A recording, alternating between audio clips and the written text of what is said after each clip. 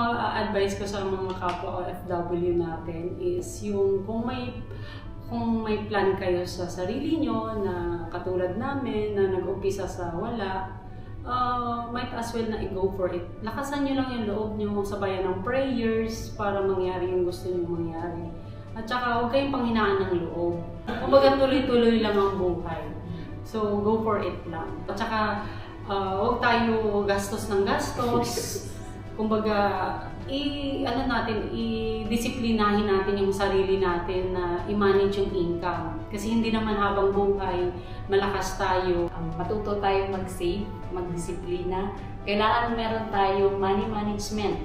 Kasi hindi pwedeng yung wala. Kasi natutunan ko na yan sa previous experience ko na walang napundar. So hanggang malakas pa tayo, may kakayahan pa tayong magtrabaho, kumita, magdiskarte sa buhay.